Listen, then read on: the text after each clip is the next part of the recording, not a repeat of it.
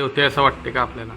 निश्चित वारंवार honey trap Lodha प्रकरण आणि नाशिकचे प्रकरण याविषयी वारंवार आम्ही बोलत आलो. रोहिणीताई पण प्रत्येक वेळी काही ना काही राजकीयदृष्ट्या विरोध करत होत्या, म्हणून रोहिणीताई एका बाजूला मी दोघं बाजूनं जे आम्ही चाललो होतं त्यापासनं लक्ष विचलित करणं, आमचं तोंड बंद करणं आणि त्या आमची समाजात बदनामी होणं या हेतूने हे सगळं षडयंत्र चाललेलं आहेत.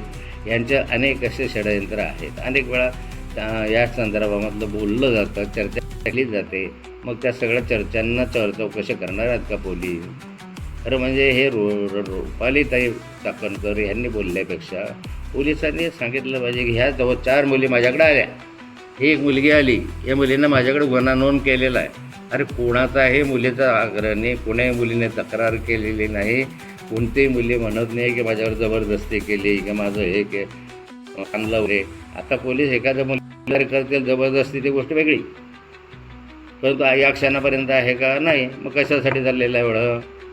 कुणाच्या प्रायव्हेट लाईफमध्ये बोलण्याचा तुम्हाला काय अधिकार आहे? आत्तापर्यंत तर हे प्रायव्हेट लाईफ आहे. गुन्हा दाखल झाला आणि त्यातल्या सत्यता बाहेर आले तर तो गुन्हेगार आहे, त्याला त्याची शिक्षा कडक मिळाली पाहिजे. पण आज कोणाच्या पर्सनल लाईफमध्ये अशा रीतीनं बोलणं हे तुम्हाला कुठे दिलं? या संदर्भात येऊ दे ना.